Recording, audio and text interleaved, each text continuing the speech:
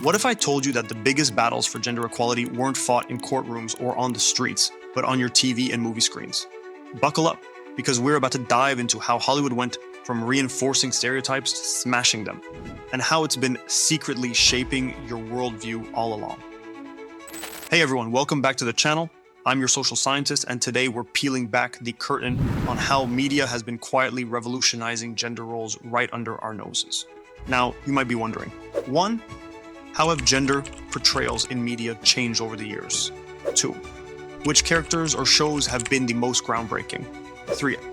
How has this affected real-world perceptions of gender? Well, we're going to answer all of these questions and more. But here's the kicker. This isn't just about movies and TV shows. This is about how the stories we consume shape our reality, influence our beliefs, and ultimately change society. I've dug deep into film history and analyzed countless hours of TV shows to bring you this video. So grab your popcorn, because this is going to be one hell of a ride through the evolution of gender in media. All right, let's break this down into 5 major shifts we've seen in gender representation in media over the years. Each of these represents a significant step in how Hollywood has portrayed and challenged gender norms. Point 1. The damsel in distress era. Imagine a world where women on screen were about as useful as a screen door on a submarine. Welcome to early Hollywood. Let's kick things off with a classic It Happened One Night from 1934. This film was the Avengers Endgame of its time, sweeping the Oscars and setting the template for romantic comedies for decades to come. In this film, we have Ellie Andrews, played by Claudette Colbert. Now, Ellie's got spunk, I'll give her that. She's rebelling against her father by running away, sounds pretty badass. Well, hold your horses. Enter Peter Warren, played by Clark Gable. He's our knight in shining armor, except his armor is a bit tarnished, and then he's more interested in getting a good story than actually saving anyone. Throughout their journey, Peter is the one calling the shots, making the plans, and ultimately saving Ellie from her own naivety. It's like watching a cat trying to act tough, but then running to its human at the first sign of trouble. Ellie might start off rebellious, but by the end, she's happily following Peter's lead. Here's the thing, this wasn't just entertainment. This was a blueprint for how men and women were supposed to interact. It was telling audiences, ladies, you might think you want independence, but what you really need is a strong man to guide you. And the people ate it up like it was the latest TikTok challenge. This damsel in distress trope didn't just stick around for a while, it dominated Hollywood for decades. It reinforced the idea that women needed saving and that men were the natural protectors and decision makers. It was a cinematic echo chamber, reflecting and reinforcing societal norms in a never-ending loop. Point 2. The kick-ass action heroine. But what happens when the damsel gets tired of waiting to be saved and decides to do the ass-kicking herself? Fast forward to the 90s, and we've got Xena, warrior princess, bursting onto our TV screens like a battle cry for gender equality. Xena wasn't just strong, she was a complex character with a dark past seeking redemption. She could kick ass and grapple with moral dilemmas. It was like someone finally realized that women could be more than just pretty faces waiting to be rescued. But Xena wasn't just revolutionary because she could swing a sword. Her relationship with Gabrielle was groundbreaking. Here were 2 women supporting each other, growing together and taking on the world side by side. There were no catfights, no competing over men, just pure, empowering friendship goals.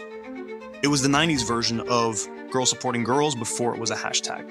And let's not forget the subtext. The show's portrayal of Xena and Gabrielle's relationship was ambiguous enough to be read as romantic, making it a trailblazer for LGBTQ+ representation, even if it wasn't explicit. Xena did more than just entertain, it expanded our idea of what a female character could be. It showed that women could be strong and vulnerable, fierce and compassionate. It challenged the notion that female characters had to be one-dimensional or defined by their relationships with men. This shift opened the floodgates for more complex female characters. Suddenly, being a strong female character wasn't just about physical strength, but depth, agency, and the ability to drive the narrative. Xena walked so characters like Buffy the Vampire Slayer could run, setting the stage for the multifaceted female leads we see today. The animated revolution. But while live-action TV was making strides, another revolution was brewing in the most unexpected place kids' movies. Enter Disney's Mulan. In 1998, on the surface is a story about a girl who disguises herself as a man to join the army.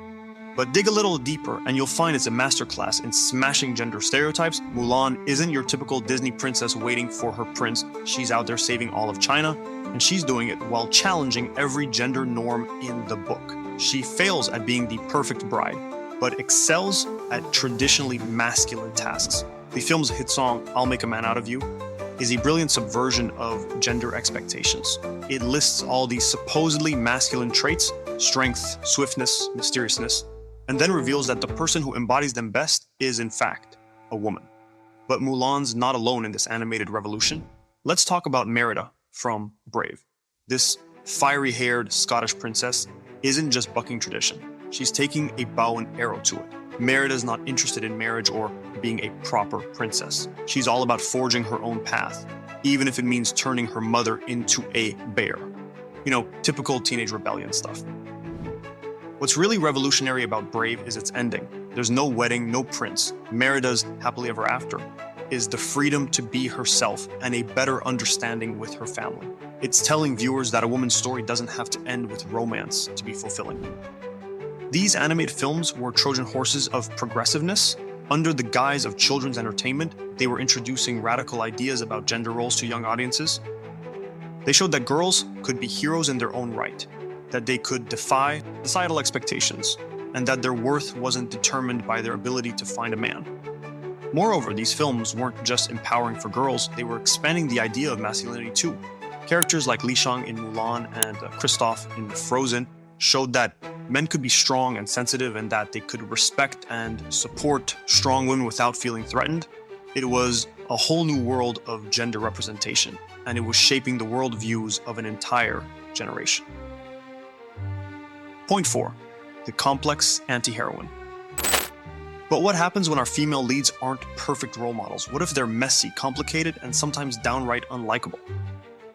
Welcome to the era of the complex anti-heroine, perfectly embodied by characters like Carrie Mathison in Homeland or Annalise Keating in How to Get Away with Murder. These women aren't just breaking glass ceilings, they're smashing them and cutting themselves on the shards. Take Carrie Mathison. She's brilliant, dedicated, and crucial to national security. She's also impulsive, prone to poor decision-making, and struggles with bipolar disorder. In the past, these traits might have been used to portray her as hysterical or unfit for her job. Instead, they're part of what makes her a formidable CIA officer. Or look at Annalise Keating. She's a successful lawyer and professor, but she's also manipulative, alcoholic, and morally ambiguous. She doesn't fit into any neat box of what a female character should be. She's not a role model in the traditional sense, but her complexity makes her deeply human and relatable. These characters aren't asking for our approval or admiration. They're demanding to be seen in all their flawed, complicated glory. The rise of these complex anti-heroines marks a significant shift in how women are portrayed in media. It's a rejection of the idea that female characters need to be likable or morally upright to be protagonists. It's saying that women, like men, can be anti-heroes, complicated, morally gray, and still compelling. This shift allows for a more nuanced exploration of female experiences and challenges. It acknowledges that women, like men, grapple with moral dilemmas, make mistakes, and sometimes make choices that are hard to sympathize with. It's a move towards true equality in character portrayal, the right to be as flawed and complex as male characters have been allowed to be for decades. Point 5, the gender revolution. But what if the whole idea of binary gender roles is outdated? What if the real revolution isn't about redefining male and female, but about breaking down these categories altogether? Enter shows like Pose, Euphoria, and Orange is the New Black. These series aren't just pushing boundaries, they're asking us to reimagine the entire concept of gender. Take Pose, set in New York's ball culture scene of the 80s and 90s. It doesn't just feature transgender characters, it puts them front and center, exploring their experiences, struggles, and joys in a way that mainstream TV had never done before.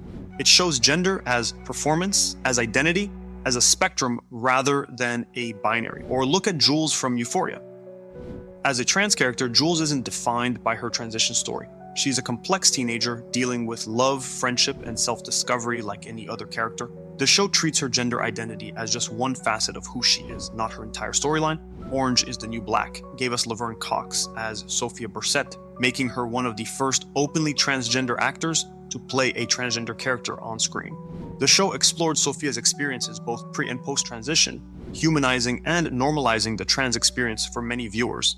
These shows are doing more than just including diverse characters, they're challenging our entire understanding of gender. They're showing that gender isn't just male or female, that it can be fluid, non-binary, or entirely self-defined. This representation is revolutionary. It's validating the experiences of transgender and non-binary individuals who have long been invisible in mainstream media. It's educating viewers about the complexities of gender identity. And perhaps most importantly, it's normalizing the idea that gender is a spectrum, not a binary. This shift in media representation reflects and amplifies real-world conversations about gender identity. It's creating space for more nuanced discussions about gender, pushing us to question our assumptions, and ultimately leading us towards a more inclusive understanding of human identity. And there you have it, folks, the journey from damsels in distress to gender revolutionaries. We've seen how media has evolved from reinforcing rigid gender roles to challenging and redefining them entirely. But here's the thing, this journey isn't over. Media representation is still evolving, still pushing boundaries, and that's where you come in. The media you choose to consume, the stories you choose to support, they all make a difference. You're not just a passive viewer. You're an active participant in this ongoing revolution. Don't forget to hit that subscribe button and the notification bell if you want to stay updated on more content that explores the intersection of media and society. And hey, drop a comment below telling me about a character or show that changed your perspective on gender roles. I'd love to hear your thoughts. Thanks for joining me on this journey through the evolution of gender roles in media. Remember, every time we engage critically with the media we consume, we're participating in shaping the future of representation. Keep questioning, keep discussing, and keep pushing for the diverse, nuanced portrayals we want to see in the world. Until next time.